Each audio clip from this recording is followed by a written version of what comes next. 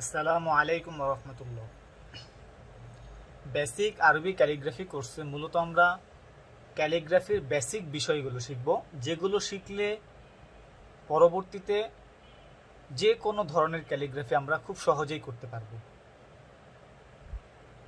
Basic ক্যালিগ্রাফির বেসিকটা জানলে আমাদের পরবর্তীতে যারা ক্যালিগ্রাফিকে প্রফেশন হিসেবে নিতে চাই তাদের জন্য আমাদের এটা খুবই উপকার হবে। যে কোনো ভাষার ক্যালিগ্রাফিতে বেসিক বিষয়টা হচ্ছে সেই ভাষার হরফ, একদম বেসিক হচ্ছে সেই ভাষার হরফ, তারপর হচ্ছে যুক্তাক্ষর, তারপর হচ্ছে শব্দ, তারপর হচ্ছে শব্দকে সাজানো। আমরা যদি হরফ জানি তাহলে আমরা যুক্তাক্ষর লিখতে পারবো, আর যখন আমরা যুক্তাক্ষর লিখতে পারবো তখন আমরা একটা শব্দকে লিখতে পারবো। আর আমরা জানি কয়েকটা শব্দ মিলে একটা বাক্য তৈরি। সুতরাং আমরা যদি হরফ যদি না জানি তাহলে কিন্তু আমরা একটা বাক্যের কম্পোজিশন বা একটা বাক্য আমরা লিখতে পারবো না। আর কম্পোজিশন হচ্ছে যে কোনো ক্যালিগ্রাফির একটি মূল বিষয়, বা আমরা যে হরফ শিখবো বা যুক্তাক্ষর শিখবো সেটার মূল উদ্দেশ্য থাকে হচ্ছে একটা কম্পোজিশন বা একটা বাক্যকে কিভাবে আমরা সাজাতে পারি সেটা।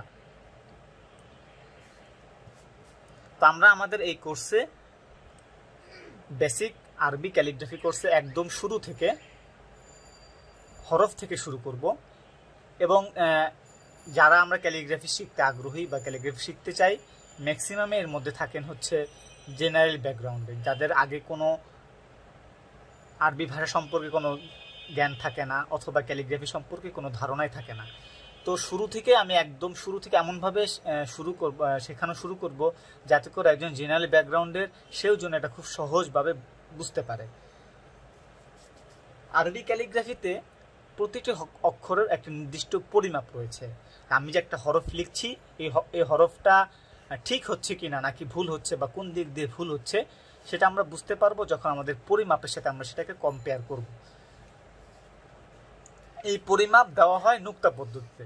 সাধারণত ক্যালিগ্রাফিতে এই পরিমাপগুলো অক্ষরগুলো লেখার পরে দেওয়া হয়, কিন্তু যেহেতু আমাদের মধ্যে অনেকেই আছেন যারা জেনারেল ব্যাকগ্রাউন্ডে, তার আরবি অক্ষর কোনটা এটাও কিন্তু আমরা অনেকে জানি না। সুতরাং আমি কোর্সে প্রথমে একটা বক্স তৈরি করব। ছোটকালে আমরা যেভাবে ক খ এ বি সি শিখেছি যে একটা বক্সের ভিতর লেখা, এতে করে কিন্তু আমাদের জন্য সুবিধা হয়। একইভাবে আমরা ক্যালিগ্রাফি যখন করব সেটাকে আমরা একটা বক্সের মধ্যে রেখে আমরা ক্যালিগ্রাফি করব। বক্সটা আমরা প্রথমে তৈরি করব, তারপরে বক্সের ভিতরে আমরা কিভাবে ক্যালিগ্রাফি বা হরফটাকে কিভাবে লিখবো সেটা আমরা দেখব। এতে করে যে আরবি অক্ষরটাও জানে না তার প্রথমে এটা জানার প্রয়োজন নেই আমরা কোন হরফটা লিখছি। বক্সে যে দিক থেকে যেদিকে আমার দিক নির্দেশনা থাকবে সেটা আমি যখন ফলো করব, স্কেচ শেষ করার পরে ড্রয়িং শেষ করার পর দেখবো অটোমেটিক সেটা একটা হরফ তৈরি হয়ে গেছে। একইভাবে আমরা যুক্তাক্ষরও সেভাবে শিখবো, তারপর আমরা কম্পোজিশন শিখবো। তো বোঝার সুবিধার্থে আমি প্রথমে একটি হরফ দেখাচ্ছি।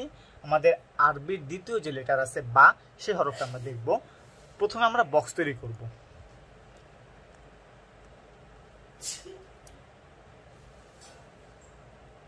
আমরা প্রথমে ডান সাইডে একটা দাগ দেব, তারপর আমরা উপরে একটা দাগ দেব। আমাদের বা অক্ষরের দুইটা অংশ, একটা হচ্ছে মাথা আর একটা বডি।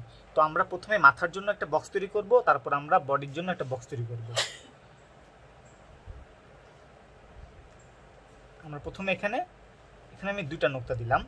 এখানে দুইটা নোক্তা অথবা নোক্তা এটা কি অথবা নোক্তা কোত্থেকে আসলো অথবা নোক্তা আমরা কেন দিব, এগুলো ডিটেলস আমরা ক্লাসে আলোচনা করব। এখানে আমরা জাস্ট পরিমাপটা দেখব যাতে করে বুঝতে সুবিধা হয় আসলে ক্লাসে আমরা কিভাবে হরফগুলো অথবা ক্লাসে কিভাবে অক্ষরগুলো দেখানো হবে, কোর্সটা কিভাবে করানো হবে। নিচে আমি এখানে আরেকটা নোক্তা দেব।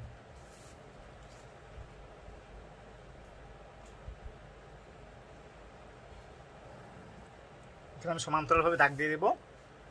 প্রথমে আমি মাথার জন্য এখানে একটা নোক্তা দেব। নোক্তা দেওয়ার পরে আমি সাইডে এভাবে একটা দাগ দিলাম। এই বক্সটা হচ্ছে আমার মাথার জন্য। আমি যখন এভাবে একটা বক্স তৈরি করব আমি জানি কোথা থেকে কোথায় দাগ দিতে হবে, এটা যে কেউ দেখলে বুঝতে পারবো, জেনারেল ব্যাকগ্রাউন্ড হোক অথবা মাদ্রাসা ব্যাকগ্রাউন্ডের হোক। তো আমরা প্রথমে এই মাথার ভিতরে এখান থেকে আমাকে এই দুই নোক্তার এই মাথার ভিতরে আমাকে দুই নোক্তার ভিতরে আমার মাথা লিখতে হবে। এখান থেকে আমি প্রথমে এতটুকু আমি মাথার জন্য রাখলাম, মাথাটা লিখলাম। এরপর হচ্ছে আমার বডি। আমার বা অক্ষর সাইডে যাবে হচ্ছে 6 নোক্তা। আমি এখানে 6 নোক্তা দিব।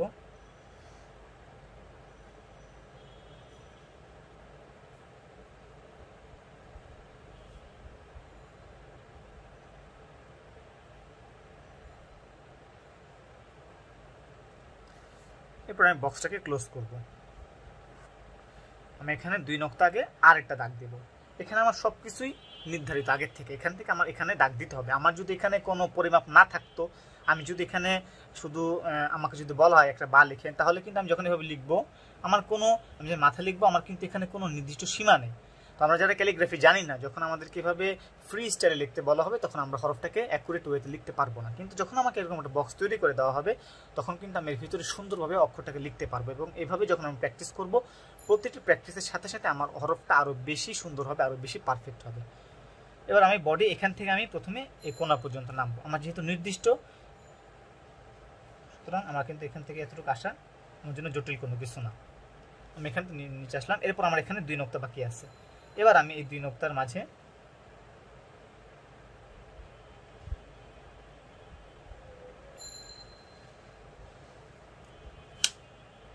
বা অক্ষরটাকে এভাবে উপরের দিকে উঠিয়ে রাউন্ড করে শেষ করে ফেলবো।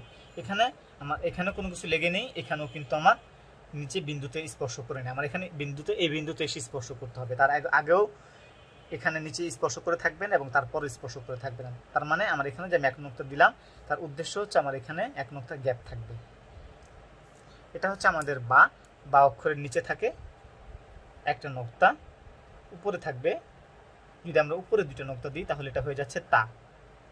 আর যদি আমি 3টা নোক্তা দিই, তাহলে হয়ে যাচ্ছে আমার সা। একটা শেপ লিখলাম, কিন্তু আমার এখানে 3টা হরফ হয়ে গেল।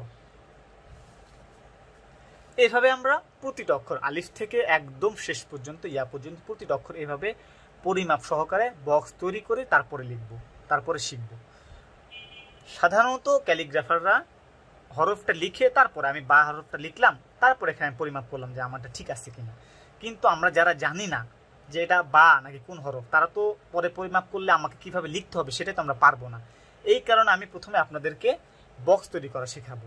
বক্স তৈরি হবে, বক্সের ভিতরে হরফটা লিখবো, তাহলে যে কেউ আমরা খুব সহজে এটা করতে পারবো। এইভাবে বক্স পদ্ধতিতে আমরা অন্য কোথাও পাবো না। এটা শুধুমাত্র আমি আপনাদের বোঝার সুবিধার্থে নোক্তা আগে দিয়ে বক্সটা তৈরি করা শেখাবো। এই বক্স পরিমাপটা আপনারা অন্য কোথাও পাবেন না, অন্য কোথাও এটাকে এভাবে দেখানোও হবে না। বক্স তো অন্য কোথাও নেই, কোথাও আপনারা এটা সার্চ দিয়ে এটা খুঁজে পাবেন না।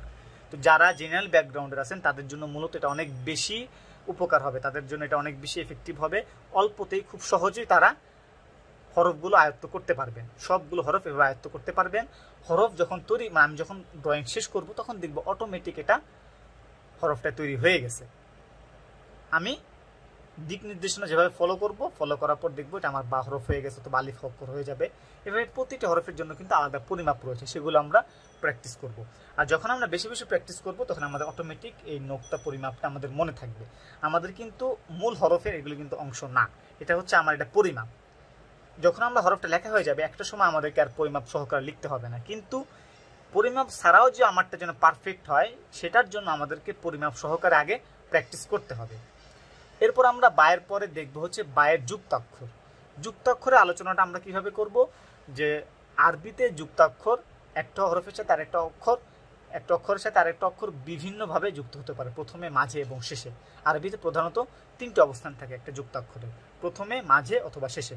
তো আমরা যখন যে অক্ষর শিখব, সেই অক্ষর কোন কোন অবস্থানে আসতে পারে এবং কিভাবে আসবে, সাথে সাথে আমরা সেটাও শিখব। বায়ের পর আমরা দেখব বায়ের যুক্তাক্ষরটা কিভাবে লিখতে হবে। বা অন্যান্য অক্ষরের সাথে প্রথম অবস্থানে, মাঝের অবস্থানে এবং শেষের অবস্থানে, মানে প্রতিটি অবস্থানে সে আসতে পারে। প্রথম অবস্থানে এবং মাঝের অবস্থানে তার মাথা হবে, শেষের অবস্থানে তার ফুল বডিটা হবে। তো আমরা এখন 3টি বা একসাথে দেখব কিভাবে লিখতে হবে।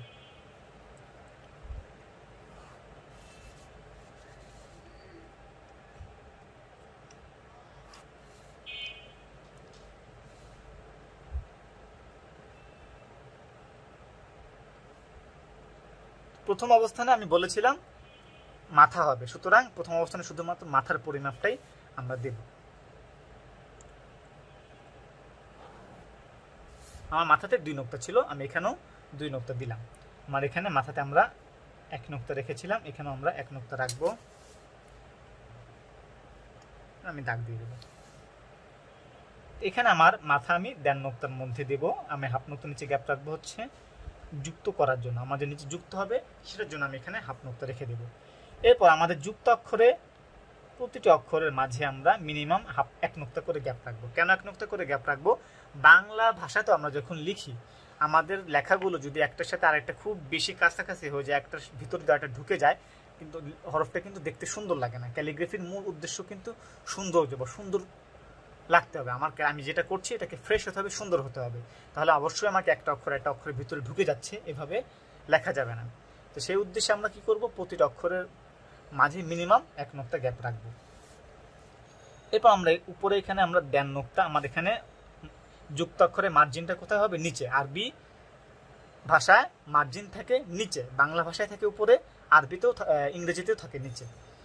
তো মার্জিন থেকে আমি আবার 1.5 নোক্তা উপরে একটা দাগ দেব। আমি মাঝের অবস্থান যখন লিখবো আমি তাহলে আমার 1 নোক্তা পরে আসতে হবে। আমি কিভাবে যাব?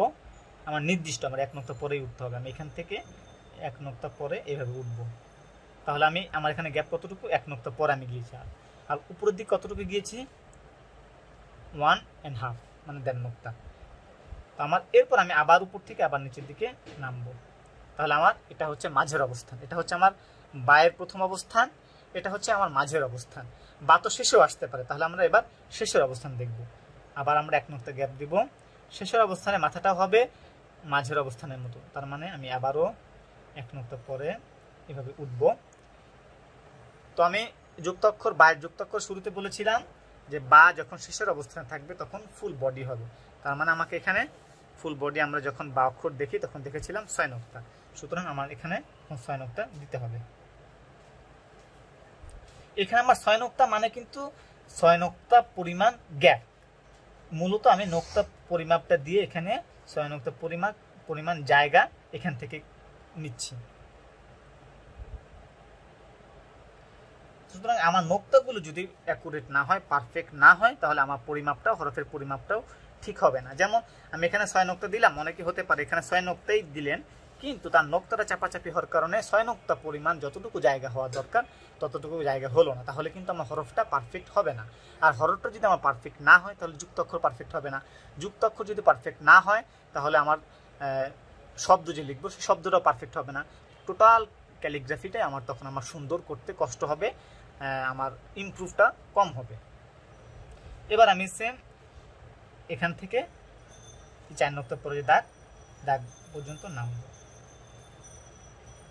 এরপর 2 নোক্তার মাঝে উপরের দিকে উঠে যাব।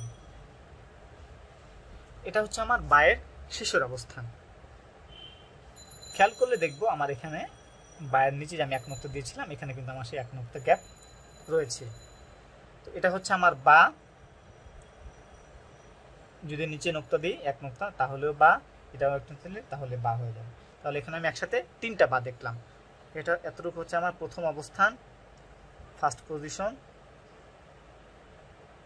এই যে এটা হচ্ছে আমার মাঝের অবস্থান,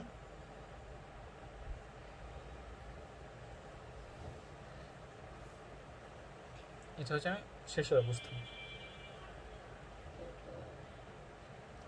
এখন আমি এটাকে দ্বিতীয় অবস্থান না বলে মাঝের অবস্থান কেন বললাম? তার কারণ হচ্ছে আমি যখন একটা যুক্তাক্ষর লিখবো বা আমি যখন শব্দ লিখবো, আমার শব্দ তো 3 শব্দের নাও হতে পারে, 3 অক্ষরের নাও হতে পারে। আমার এখানে তো 5টা অক্ষর থাকতে পারে। তাই 5টা অক্ষর থাকলে প্রথম যে অক্ষর থাকবে সেটা হচ্ছে প্রথম অবস্থানের অক্ষর, শেষের অবস্থানে যেটা থাকবে সেটা শেষের অবস্থানের অক্ষর। আর মাঝে তাহলে আমার 5টা হরফ হলে মাঝে করা হরফ থাকছে 3টা অক্ষর, এই 3টাকে আমি বলবো মাঝের অবস্থান। তাহলে এই 3টা অবস্থানে যখন বা আসবে তখন সে এই মাঝের অবস্থানের মতো করে হবে। প্রথম অবস্থান যখন থাকবে তখন সেভাবে হবে। তার মানে প্রথম অবস্থানে কিন্তু এটাকে আমি কেন প্রথম অবস্থান বলছি, তার কারণ তার আগে কোনো অক্ষর যুক্ত হয়ে নেই। আর শেষের অবস্থান আমি কেন বলছি, তার কারণ এর পরে কোনো অক্ষর যুক্ত হয়ে আর নেই। তা আমি যখন এটার উপরে আবার যখন 2 নোক্তা দিব তখন এটা হয়ে যাবে তা, যখন 3 নোক্তা দিব তখন হয়ে যাবে সা। তাহলে বা, তা, সা, যেহেতু 3টা হরফ বেসিক হরফের শেপ একরকম, যুক্ত অক্ষরের শেপও হবে একরকম। তাহলে আমরা কিভাবে বুঝবো এটা বা নাকি তা নাকি সা? সিম্পল, আমি নোক্তা দিয়ে বুঝবো। যখন আমার এক নোক্তা থাকবে নিচে তখন বুঝবো এটা বা, যখন উপরে 2 নোক্তা থাকবে তখন বুঝবো তা, যখন উপরে 3 নোক্তা থাকবে তখন বুঝবো এটা সা। আমরা যে এখন বা এবং তা দেখলাম, এইভাবে আমরা আলিফ থেকে শুরু করে যা পর্যন্ত প্রতিটা অক্ষর পরিমাপ সহকারে বক্স তৈরি করে, প্রথমে বক্স তৈরি করব, তারপর সে বক্সের ভিতরে হরফটা লিখব। একইভাবে যুক্তাক্ষরগুলো একদম প্রতিটা হরফের সাথে সাথে সে অক্ষরে যুক্তাক্ষর লিখব। এতে করে এই অক্ষরের সাথে আরেকটা অক্ষর কিভাবে যুক্ত হবে সেটাও আমরা বুঝতে পারবো। হরফ, তারপর যুক্তাক্ষর, বাক্য হওয়ার পরে, বাক্য লেখার পরে এরপর আমরা মূল যে কম্পোজিশন, যেটার উদ্দেশ্যে মূলত আমরা হরফ এবং যুক্তাক্ষর শিখলাম, সেটা আমরা পরে দেখব। হরফ এবং যুক্তাক্ষর আমাদের যত ভালো হবে কম্পোজিশন তত ভালো হবে। কম্পোজিশন মূলত একটা বাক্যকে সাজানো। একটা বাক্য যেমন আমি যদি এখানে বিসমিল্লাহির রহমানির রহিম লিখি,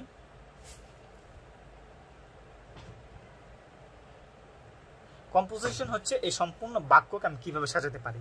মূলত এই বাক্যের ভিতরে, একটা বাক্যের ভিতরে অনেকগুলো শব্দ থাকে, এই শব্দগুলোকে ঠিকভাবে সাজালেই সেটা সুন্দর একটি কম্পোজিশন হয়ে যাবে। একইভাবে আমরা এটার মতো করে হরফ যেভাবে দেখলাম, যুক্তাক্ষর যেভাবে আমরা নুক্তা দিয়ে দেখলাম, একইভাবে একটা কম্পোজিশনে কিভাবে আমি সুন্দরভাবে পারফেক্টভাবে আমার অক্ষরগুলো লিখতে পারি সেটাও আমরা দেখব স্টেপ বাই স্টেপ। আমরা যদি এগুলোকে ধারাবাহিকভাবে এটাকে প্র্যাকটিস করি, ধারাবাহিকতা যদি মেনটেন করি, তাহলে কোর্স শেষে আমরা অটোমেটিক দেখবো যে আমরা অনেক কিছু এখান থেকে শিখতে পেরেছি। আর যেহেতু এটা বেসিক কোর্স, তাই বেসিক কোর্সে মূলত আমরা বেসিক বিষয়গুলো শিখবো। আর বেসিক বিষয়গুলো যখন আমরা শিখবো তখন আমরা ক্যালিগ্রাফির অ্যাডভান্স লেভেলে যে কাজগুলো আছে সেগুলো আমরা খুব সহজেই বুঝতে পারবো ইনশাল্লাহ।